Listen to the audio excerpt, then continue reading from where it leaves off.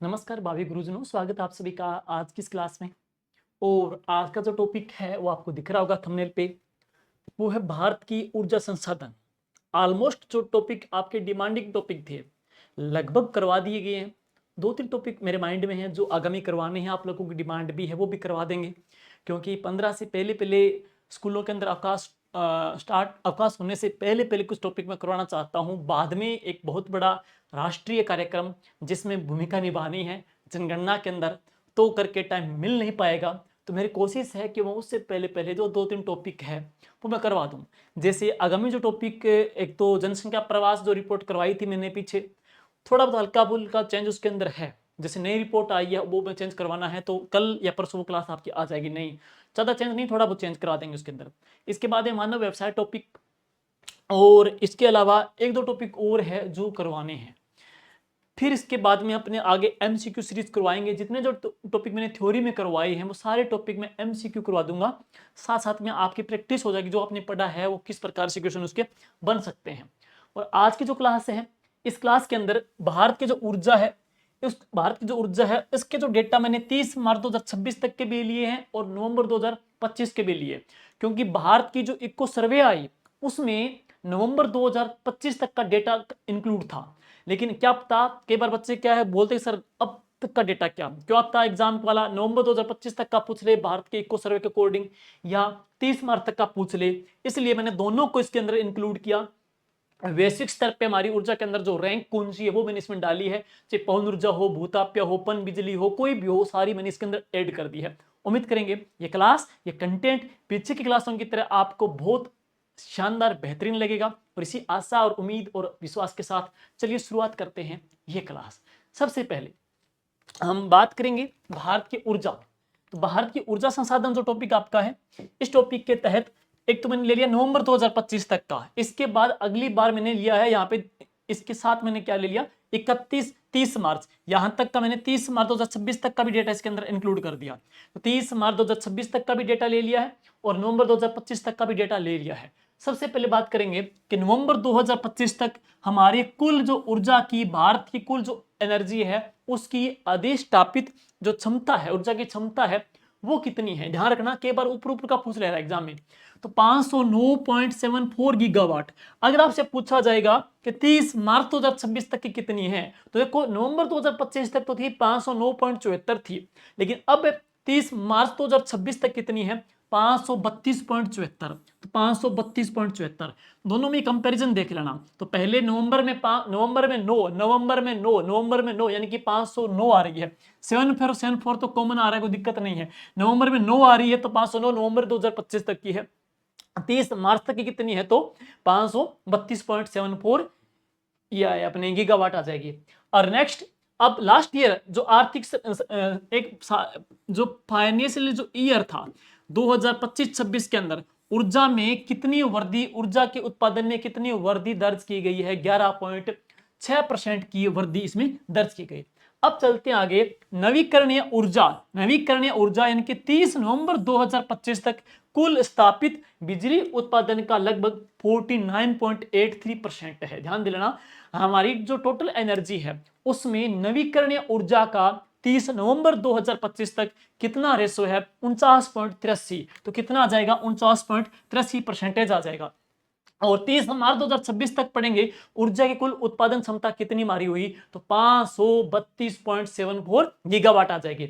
अब चलते हैं, इनमें से कुल गैर जीवाश्म ईंधन टोटल, इसमें से 532.74 में से कुल गैर जीवाश्म ईंधन है ना वो कितने हैं 283.46 गीगावाट, यानी कि परसेंटेज निकालें टोटल का तो 53.2% आ जाएगा। और कुल जीवाश्म ईंधन का पूछा जाए वो उसकी क्षमता कितनी है तो 249.27 गीगावाट। परसेंटेज देखें तो कितना आ जाएगा 46.8, दोनों को मिलाएंगे तो 100% आ जाएगा। और हमारी कितनी क्षमता है टोटल 532.74 गीगावाट 30 मार्च 2026 तक की, 30 मार्च 2026 तक की क्षमता आ जाएगी। तो ये ऊपर ऊपर का आप देख लेना। अब चलते हैं इसके बाद आगे, यानी कि अब बात करेंगे आगे कुल गैर जीवाश्म ईंधन।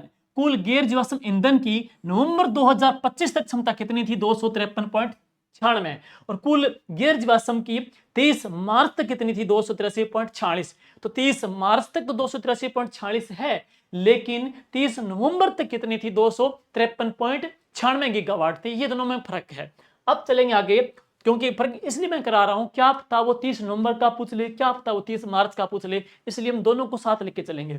अब उसमें से सौर की बात करेंगे, जैसे उसमें से सौर की बात करेंगे कि सौर ऊर्जा कितनी थी? 150.26 गीगावाट। पवन ऊर्जा कितनी थी? 56.009 गीगावाट। पन बिजली घर कितनी थी? 51.4 गीगावाट। और परमाणु ऊर्जा कितनी थी? 8.78 गीगावाट। और अन्य जो ऊर्जा है उनमें से जैसे बायोगैस आ गई, बायोमास आ गई, हाइड्रो आ गई, ये सारी मिलाकर के अन्य कितनी हो जाएगी? 17 गीगावाट। यानी कि बायोमास, बायोगैस, हाइड्रो एनर्जी या सौर ऊर्जा, पवन ऊर्जा, भूतापीय ऊर्जा या पन बिजली, टोटल मिलाकर के इनकी क्षमता आ जाती है। और एक बात और, नवीकरणीय 2014 में नवीकरणीय जो ऊर्जा है, नवीकरणीय ऊर्जा है वो 2014 में 76.38 गीगावाट से बढ़कर के नवंबर 2025 में कितनी हो गई है? 253.96। तो ध्यान दे लेना, नवीकरणीय का प्रश्न में भी बन सकता है। नवीकरणीय के अंदर हमने काफी बढ़ोतरी की है। 2014 में कितनी थी?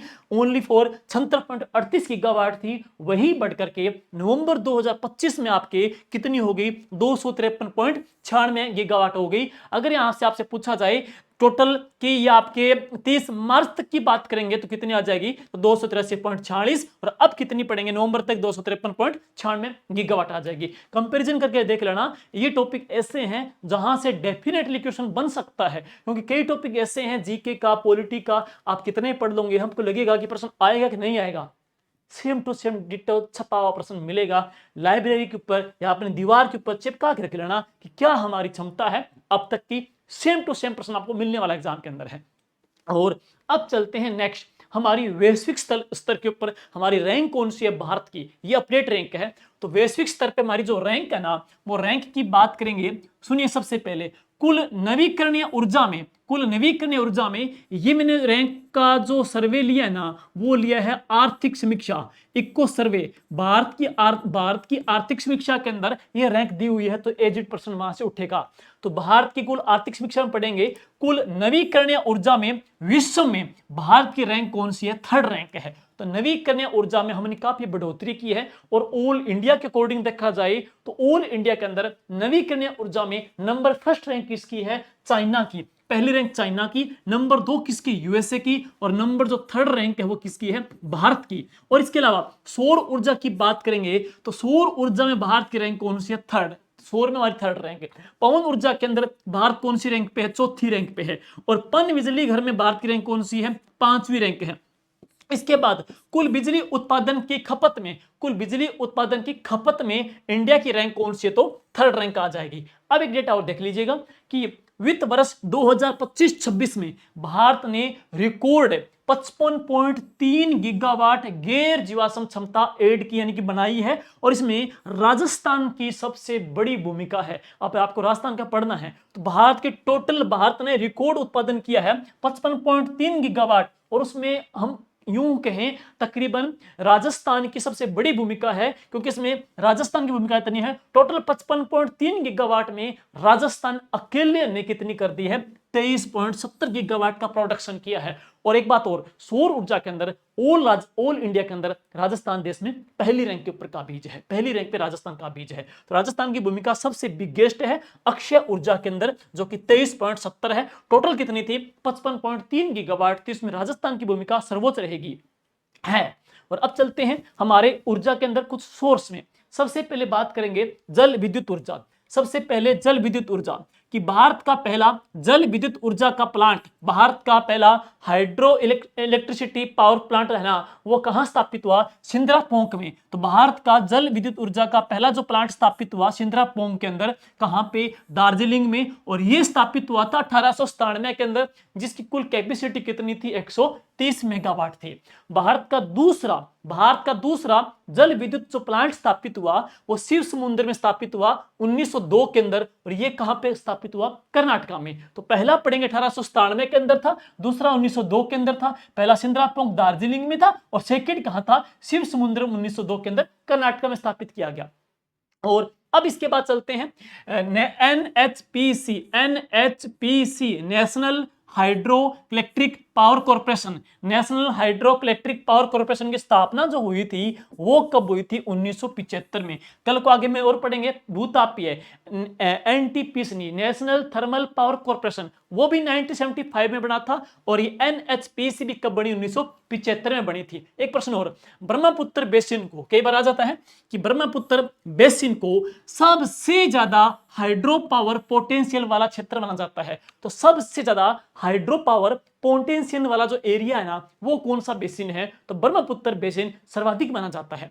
अब भारत के कुछ प्लांट पढ़ेंगे जल विद्युत के, वो कौन सी नदी के ऊपर है, कौन से स्टेट के अंदर है, उनकी भूमिका या उनकी खूबियां क्या है। सबसे पहले यहां पढ़ेंगे hydro electricity power plant HEPP जल विद्युत संयंत्र नाथपा झाकड़ी, और ये कौन सी नदी के ऊपर है दोस्तों? ये है सतलज नदी के ऊपर, और कौन से स्टेट के अंदर है? हिमाचल प्रदेश के अंदर। विशेषता है यह सबसे बड़ी भूमिगत परियोजना है। दूसरा पढ़ेंगे टिहरी जो कि भागीरथी और बिलंकना नदी के ऊपर है। कहां पे? उत्तराखंड के अंदर। यह भारत का सबसे ऊंचा बांध है। नंबर थर्ड सरदार सरोवर जो कि नर्मदा नदी के ऊपर है। कहां पे? गुजरात के अंदर। यह विश्व का दूसरा सबसे बड़ा कंक्रीट बांध है।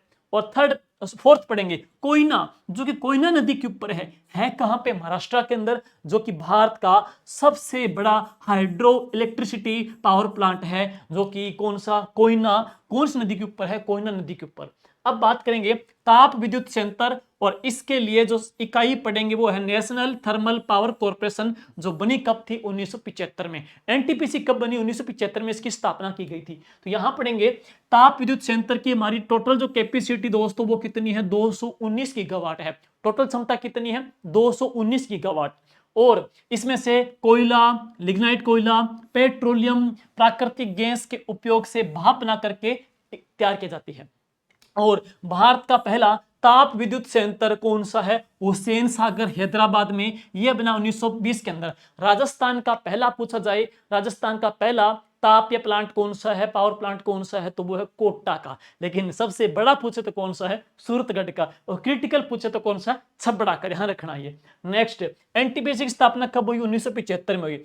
एनटीपीसी का नेशनल थर्मल पावर कॉर्पोरेशन का भारत का पहला पावर प्लांट कहां स्थापित किया गया? सिंगरौली में बना था। सिंगरौली में बना था 1977 में, मध्य प्रदेश में।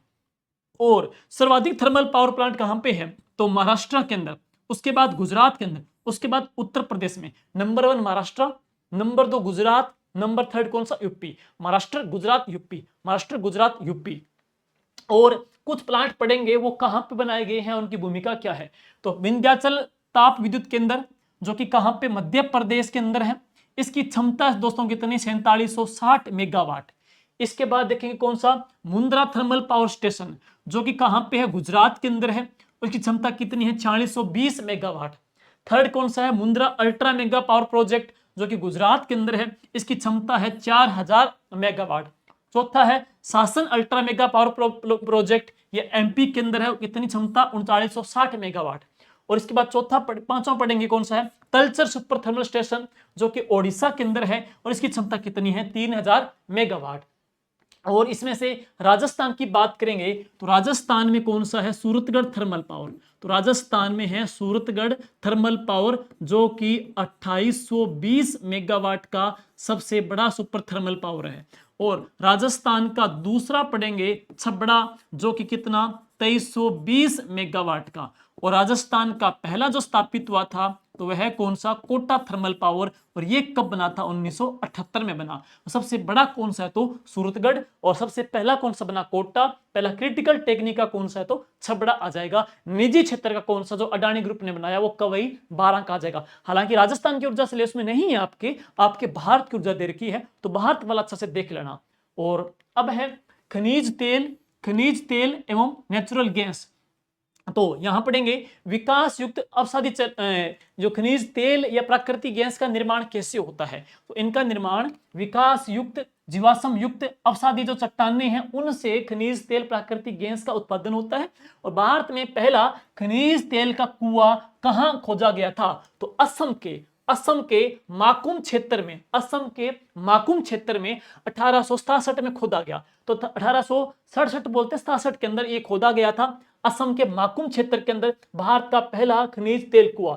और राजस्थान में सर्वप्रथम की बात करेंगे तो जायल नागौर के अंदर एम हेरान ने इसकी खोज की थी 1932 के अंदर। और एक बात और, जबकि डिगबोई में ये इंपॉर्टेंट है, डिगबोई में 1889 में खुदाई की गई और भारत की खनिज तेल उत्पादन की शुरुआत की गई थी। तो डिगबोई में 1889 में खुदाई की गई थी और भारत में खनिज तेल उत्पादन की शुरुआत हुई थी डिगबोई के अंदर, ध्यान दिलाना इंपॉर्टेंट है। नेक्स्ट, भारत में तेल अन्वेषण का कार्य प्रमुख रूप से oil India limited OIL, oil India limited एवं ऑयल नेचुरल गैस कॉर्पोरेशन के द्वारा किया जाता है। और ONGC की स्थापना कब हुई थी? 1955 के अंदर इसकी स्थापना हुई थी ONGC की। देश में प्राकृतिक गैस प्रसंस्करण, सेपरेशन तथा वितरण का कार्य कौन करती है? Gas authority of India limited, जिसको क्या बोलते हैं? गेल कहते हैं। और प्रमुख प्राप्ति के क्षेत्र कौन कौन से हैं? तो एक आ जाएगा अभितटीय यानी कि धरातल से। तो अभितटीय यानी कि धरातल से कौन कौन से हैं? तो एक तो है गुजरात तट और दूसरा कौन सा? राजस्थान। अब गुजरात में कौन कौन से हैं दोस्तों? गुजरात में है अंकलेश्वर, लुनेज, कलोल, महसाणा, साणंद, कोथाणा, खेड़ा, नवगाम, भरूच और बड़ौदा। और राजस्थान में कौन से हैं? राजस्थान में बाड़मेर में मंगला, भाग्यम, ऐश्वर्या, रागेश्वरी, कामेश्वरी, पूनम। राजस्थान में कुल 4 तेल बेसिन है। राजस्थान में कुल 4 तेल बेसिन है और राजस्थान से लगभग पर डे 1,75,000 बैरल तेल का उत्पादन होता है। कच्चे तेल के उत्पादन में हम देश भर में दूसरे स्थान के ऊपर राजस्थान है। और राजस्थान में सर्वाधिक जिसके तेल कुएं है ना, वो है केयरन एनर्जी कंपनी की। और केयरन जो एनर्जी कंपनी है वो कहाँ की है? स्कॉटलैंड की है। और पुन्नम क्षेत्र, जैसे नागौर बेसिन के अंदर एक तेल कुआं खोजा गया, उसका नाम क्या रखा गया? पुन्नम क्षेत्र। अगला है ब्रह्मपुत्र घाटी। तो ब्रह्मपुत्र घाटी पढ़ेंगे, यहां सबसे पुराना क्षेत्र जिसका विस्तार मुख्यतः असम में है। और असम डिगबोई, डिब्रूगढ़, लखीमपुर, रुद्रसागर, हुगरीजन, शिवसागर, नहरकटिया, सुरमा घाटी, पथरैया, मसीमपुर, बदरपुर, मोरेन, ये इत्यादि सारे सारे क्षेत्र यहाँ के ब्रह्मपुत्र घाटी के अंदर आ जाते हैं। और अरुणाचल प्रदेश में है निगरू और खारसंग, नागालैंड में है बोरहोला। और अब अभितटीय के बाद अब हम देखेंगे अपतटीय, यानी कि अपतटीय खनन अधिनियम 1957 के अधीन कौन कौन से हैं? तो इसमें एक तो आएगा पश्चिमी अपतटीय, इसमें है अलिया बेट, खड़िया बेट, खंबात की खाड़ी गुजरात के तहत, बॉम्बे हाई बेसिन महाराष्ट्र में, मुंबई तट से 176 किलोमीटर की दूरी पर देश का 60% खनिज तेल यहीं से निकलता है। तो वेरी वेरी इंपॉर्टेंट, इसको अच्छे से देख लेना कि देश का 60% जो खनिज तेल है वो कहां से निकलता है? Bombay high basin, Bombay high basin Maharashtra से निकलता है, जो कि मुंबई तट से 176 किलोमीटर की दूरी पर देश का 60% जो खनिज तेल है वो यहीं से ही निकलता है। नेक्स्ट है पूर्वी अपतटीय, जिसमें कृष्णा, गोदावरी बेसिन, रावा, अमलापुर क्षेत्र और कावेरी बेसिन। और भारत में तेल परिशोधनशालाएं कौन कौन सी है? यहां पढ़ते हैं। सबसे पहले भारत की पहली तेल शोधन इकाई को असम राज्य के डिगबोई क्षेत्र में स्वतंत्रता से पूर्व 1901 में स्थापित किया गया था। और आगे चल करके स्वतंत्र भारत की पहली तेल शोधनशाला 1954 में मुंबई महाराष्ट्र में स्थापित हुई थी। ये महत्वपूर्ण है, दोनों ही इंपॉर्टेंट है। नेक्स्ट, वर्तमान का पूछे, अब का डेटा पूछे तो वर्तमान में कुल 23 तो तेल शोधनशालाएं हैं, जिसमें से 19 तो गवर्नमेंट सार्वजनिक है, वह 2 प्राइवेट की है और 2 क्या है? संयुक्त उपक्रम है। तो कुल कितनी है? 23 तेल शोधनशालाएं हैं। नेक्स्ट, वित्त वर्ष 2025-26 यानी कि मार्च 2026 तक कच्चे तेल के उत्पादन में पिछले साल की तुलना में 2.8% की संचयी गिरावट दर्ज की गई है। 2.8% की इस फाइनेंशियल ईयर की लास्ट ईयर के मुकाबले में कमी दर्ज की गई है, यानी कि कमी, इसमें गिरावट दर्ज हुई है। भारत वर्तमान में अपनी कच्चा तेल आवश्यकताओं का लगभग 85% आयात करता है। तो भारत वर्तमान में अपनी कच्चा तेल आवश्यकताओं का लगभग 85% तो हम आयात ही करते हैं। अभी वार के दौरान आप लोगों ने देखा भी होगा, तेल की जो रेट है वो भी बढ़ रहे हैं, गैस के रेट भी बढ़ रहे हैं, इसका इफेक्ट पड़ा है। और जो आयात करता है उसमें से रूस के साथ कितना है 40%, इराक एवं संयुक्त अरब के साथ भी है, यहां पढ़ेंगे। और तो रूस के साथ कितना जगह 40% है। भारत दुनिया का चौथा सबसे बड़ा, ये महत्वपूर्ण है कि भारत दुनिया का चौथा सबसे बड़ा रिफाइनिंग कंट्री है, दुनिया की चौथी सबसे बड़ी रिफाइनिंग कंट्री है। 2024-25 तक कुल स्थापित क्षमता हमारी कितनी 258 MMPTA यानी कि मिलियन मेट्रिक टन्स पर एनम रही है। प्राकृतिक गैस मार्च 2026 के आंकड़ों के अकॉर्डिंग प्राकृतिक गैस के मासिक उत्पादन में मार्च 2025 की तुलना में 64% की वृद्धि दर्ज हुई है। तो कच्चे तेल के अंदर तो क्या हुआ 2.8% की कमी हुई थी, लेकिन प्राकृतिक गैस के अंदर हम देखेंगे तो 64% की वृद्धि दर्ज की गई है। और हम कच्चा तेल की बात करेंगे 40% किसके साथ हमारी भागीदारी है, रूस के साथ में है। और एक बात और, भारत दुनिया का चौथा सबसे बड़ा रिफाइनरिंग देश है। ये मेन इसके की पॉइंट आ जाएंगे। अब है पाइप्ड नेचुरल गैस यानी कि घरेलू पाइपलाइन गैस कनेक्शन कितने, देखो 25 लाख से इनकी संख्या बढ़ करके अब कितनी हो गई 1.59 करोड़ हो गई है घरेलू पाइपलाइन गैस की। और सीएनजी स्टेशन पहले कितने थे 968 थे, 968 से यह बढ़ करके 968 से बढ़ के कितने हो गए 8470 हो गई है। और आगे पीएम प्रधानमंत्री उज्ज्वला योजना जनवरी 2026 तक इस योजना के तहत लाभार्थियों की संख्या 10.41 करोड़ परिवारों तक इसकी पहुंच हो गई है। और मार्च 2026 की index of 8 core industry report के अकॉर्डिंग कच्चे तेल रिफाइनरी उत्पादन में औद्योगिक उत्पादन सूचकांक का संयुक्त जो वजन है वो कितना है 37% है। और अब आगे चलते हैं नेक्स्ट, परमाणु ऊर्जा। यहां से प्रश्न आ सकता है, परमाणु ऊर्जा मिशन के तहत प्रश्न आने के चांसेस बढ़ेंगे, इसको अच्छे से देख लेना, मैं पहले कह रहा हूं यहां से प्रश्न बन सकता है, इसमें काफी नवीनतम मिलेगा। परमाणु ऊर्जा मिशन सरकार ने चलाया है, इसका क्या लक्ष्य रखा गया है, अवधि कब तक की है, कई प्रश्न यहां से बन सकते हैं। सबसे पहले परमाणु ऊर्जा आयोग की स्थापना डॉक्टर होमी जहांगीर बाबा के द्वारा हुई कब थी 1948 में। और राजस्थान में परमाणु ऊर्जा विभाग की स्थापना कब हुई 1954 में, ओएनजीसी 1956 में, एनटीपीसी कब बनी तो 1975 के अंदर बनी थी। नेक्स्ट, भारत का पहला परमाणु अनुसंधान रिएक्टर ये बना कौन सा था, अप्सरा 1956 के अंदर। Next, nuclear power corporation India limited NPCIL, nuclear power corporation की स्थापना, न्यूक्लियर पावर कॉर्पोरेशन की स्थापना कब हुई 1987 में इसकी स्थापना की गई थी। भारत का पहला एटॉमिक पावर प्लांट अमेरिका के सहयोग से कहां लगा था, तारापुर महाराष्ट्र में। तो भारत का पहला एटॉमिक पावर प्लांट की स्थापना तारापुर महाराष्ट्र में हुई थी 1969 में। भारत के दूसरे एटॉमिक पावर प्लांट की स्थापना 1973 को रावतबाटा चित्तौड़गढ़ में किसके सहयोग से हुई थी, कनाडा के सहयोग से हुई थी 1973 में। कहां पे, रावतबाटा के अंदर। परमाणु ऊर्जा की हमारी कुल स्थापित क्षमता है कितनी, तो वो है 8780 मेगावाट। मार्च 2026 तक पूछे तो 8780 मेगावाट। टारगेट देखो क्या है, सरकार का 2032 तक परमाणु ऊर्जा को उत्पादन का जो लक्ष्य रखा गया है ना, वो रखा गया है 27.5 गीगावाट। और 2047 तक लक्ष्य कितना रखा गया है 100 गीगावाट का रखा गया है। वर्तमान में है कितनी 8780 मेगावाट। और अब आगे, वर्तमान में परमाणु ऊर्जा के कुल 25 रिएक्टर तथा 7 केंद्रों पर स्थापित है। वर्तमान में परमाणु ऊर्जा कुल 25 रिएक्टर 7 केंद्रों पर स्थापित है। तो कुल 25 रिएक्टर जो कि 7 केंद्रों के ऊपर स्थापित है। नेक्स्ट, राष्ट्रीय परमाणु ऊर्जा मिशन जो कार्यक्रम है 2025-26 का, जिसमें हम पढ़ेंगे, जिसमें हमारी क्षमता वर्तमान में कितनी है 8780 मेगावाट है। और 2047 तक कितना रखा गया 100 गीगावाट का टारगेट रखा गया है।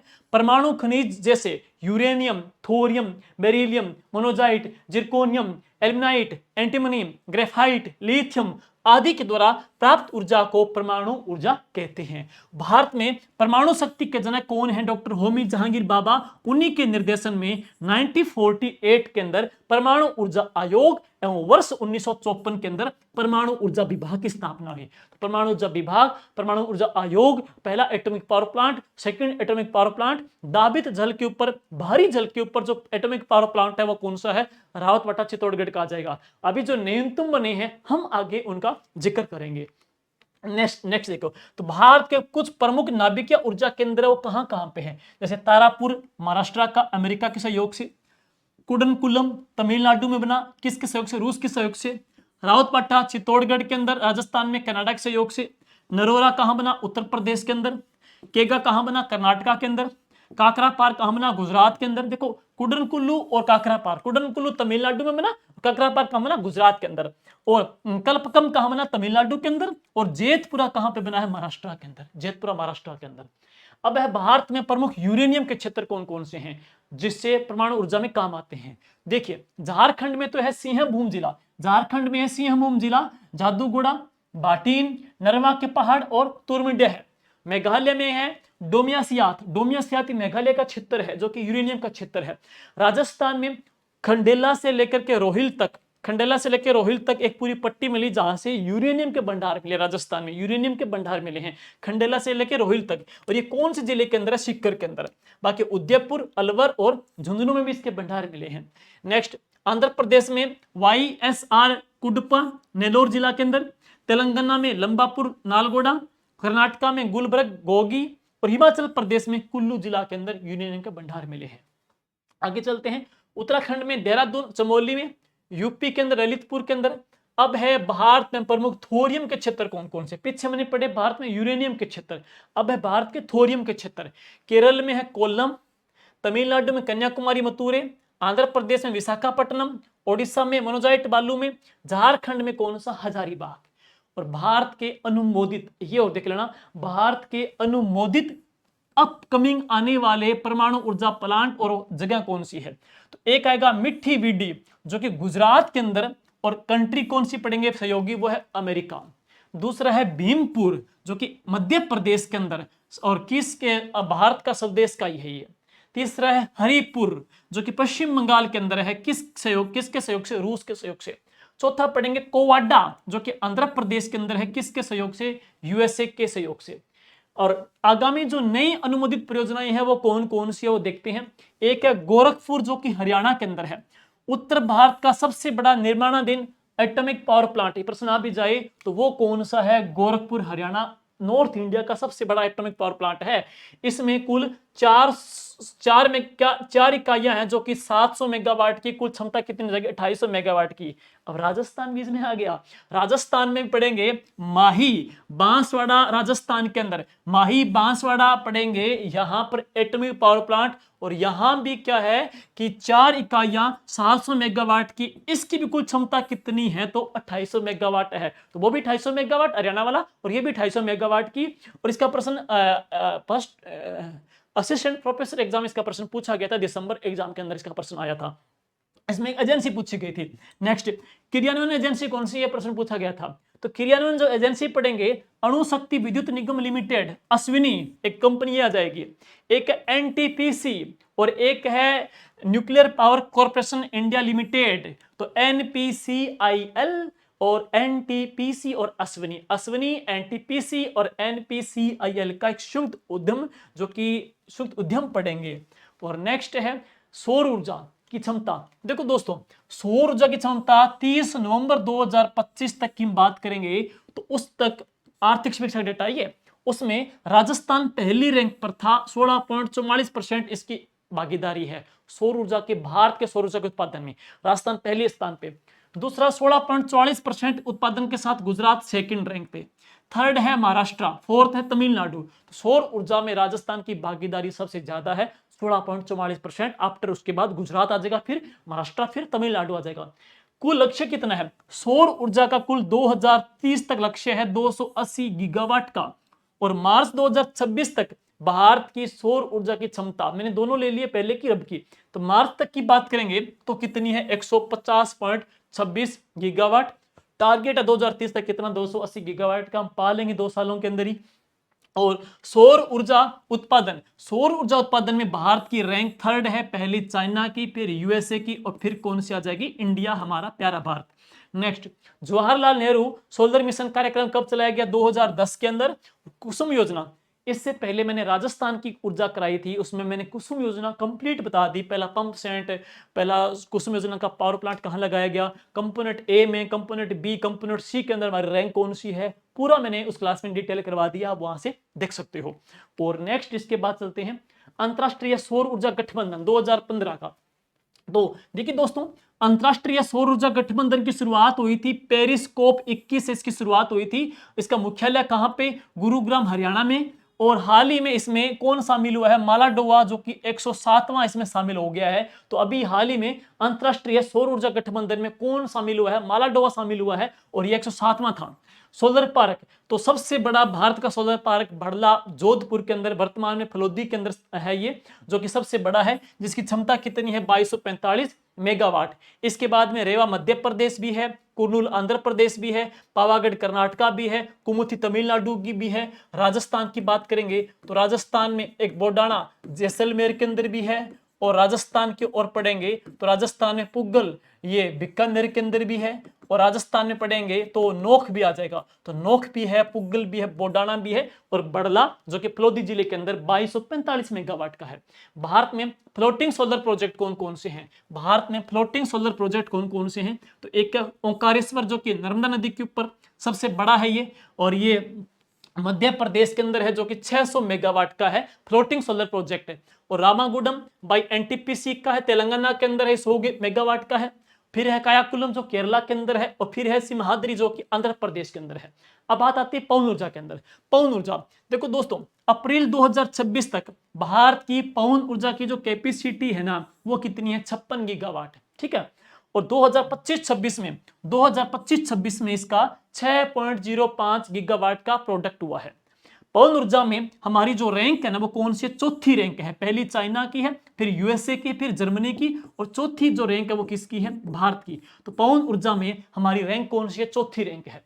पवन ऊर्जा में सबसे टॉप उत्पादन पढ़ेंगे तो सबसे पहला पढ़ेंगे गुजरात जो कि 14.8 गीगावाट, फिर पढ़ेंगे तमिलनाडु जो कि 12.01 गीगावाट, फिर पढ़ेंगे कर्नाटका, फिर महाराष्ट्र, फिर कौन सा, राजस्थान। तो पवन ऊर्जा में शीर्ष उत्पादन पढ़ेंगे, शीर्ष उत्पादन ये आ जाएंगे। और पवन ऊर्जा में भारत की बात करेंगे तो भारत की चौथी रैंक है, पहले चीन, फिर यूएसए, फिर जर्मनी, फिर भारत। राज्यों की बात करेंगे तो राजस्थान की जो रैंक पढ़ेंगे वो कौन सी है, 5वीं, और भारत की रैंक कौन सी है, चौथी रैंक आ जाएगी। हमारी कैपेसिटी मैंने बता ही दिया। अब है मुपदल जो कि तमिलनाडु में भारत का पहला पवन ऊर्जा का प्लांट, जो कि 1500 मेगावाट का। तो जितने भी जो पहले है ना, एक सारणी बना लो, पहला एटॉमिक पावर प्लांट तारापुर का, पहला तापिया कौन सा है, पहला सोलर कौन सा है, पहले पवन ऊर्जा का कौन सा, इस प्रकार से। तो भारत का पहला पवन ऊर्जा का प्लांट लगाया गया मुपदल तमिलनाडु के अंदर 1500 मेगावाट का। इसके बाद है वंशकुवाड़े जो कि महाराष्ट्र के अंदर है, ब्राह्मणवेल महाराष्ट्र के अंदर है, मांडवी कच्छ के अंदर है, और जैसलमेर आदि में भी पवन ऊर्जा प्लांट। राजस्थान में सर्वाधिक पवन ऊर्जा का जो उत्पादन होता है वो कहां पे होता है, जैसलमेर में है। अमरसागर, देवगढ़, बीठड़ी, ये कई ऐसे राजस्थान में प्लांट है जहां पे पवन चक्कियां, पवन प्लांट पहले स्थापित हुए थे। नेक्स्ट, पवन ऊर्जा निर्माण की विशालतम जो पेटी है ना, वो कौन सी है, नागरकोइल से मदुरै तक, तमिलनाडु तक है सबसे बड़ी पट्टी। तो इसको अच्छे से आप पढ़ लेना, इंपॉर्टेंट है। नेक्स्ट, अब है बायोमास एनर्जी। कृषि जो अपशिष्ट खरपतवार है उनसे जो ऊर्जा तैयार करते हैं। और 31 मार्च 2026 तक भारत की बायो एनर्जी की कैपेसिटी थी 11.75 गीगावाट।